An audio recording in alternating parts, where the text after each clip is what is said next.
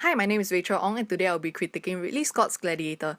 Gladiator is an epic historical drama film starring Russell Crowe, who plays Maximus, Joaquin Phoenix, Commodus, Connie Nelson, Lucilla, Richard Harris, Marcus Aurelius, and the late Oliver Reed, who unfortunately died of a heart attack whilst in the midst of filming.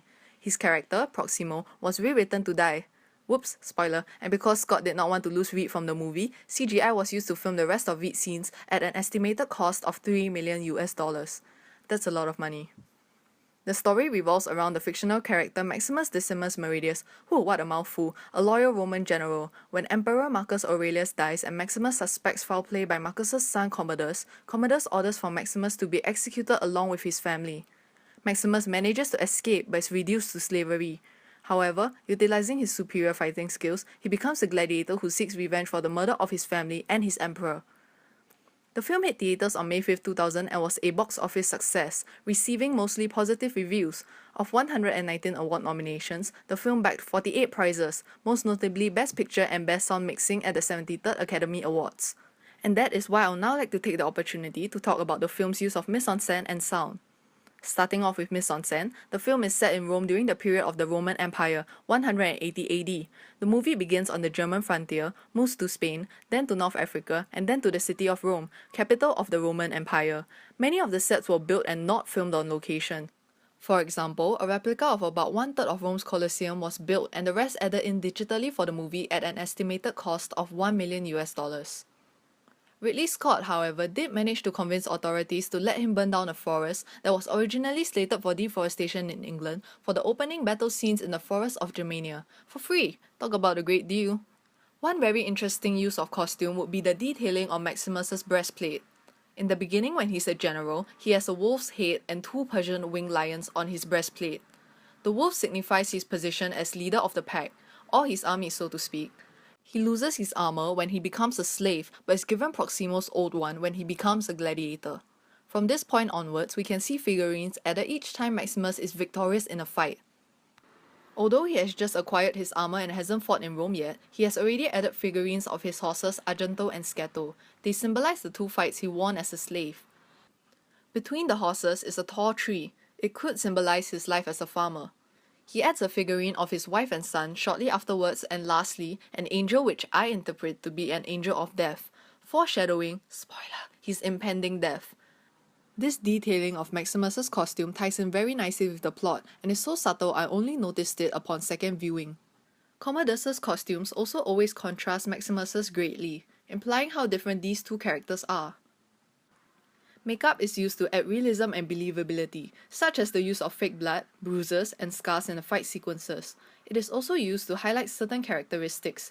For example, in the first few shots, we see a rather worn-out looking Maximus, complete with pale complexion and bags under his eyes. The dark circles around his eyes could be a sign of stress and responsibility, which in turn suggests his status and position. Another example would be Commodus's consistent smoky eye, fair skin, and colourless lips look. It gives the impression of a very cold and enigmatic individual, as compared to his sister Lucilla, whose face is always made up to look vibrant, making her seem much warmer and more approachable than her brother. A recurring motif would be dirt and Maximus's ritual of rubbing it on his hands before every battle. It can be interpreted as him doing it out of habit as a farmer, or it could suggest his preference of farming over what he's about to do. This can be seen in the opening sequence when Maximus smells the dirt he just picked up. I imagine the smell reminds him of his farmland home. This motif and ritual also ties in very nicely with a line Maximus says in the movie. You know, dirt cleans off a lot easier than blood, Quintus.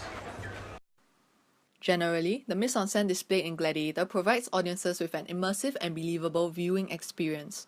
Moving on to sound, non-diegetic sound is used often to set and intensify the mood. In the opening scene, an evocative non-diegetic song serves as a sound bridge, connecting two otherwise seemingly unrelated shots. In another scene, non-diegetic music is faded in immediately after Lucilla confesses her love for Maximus.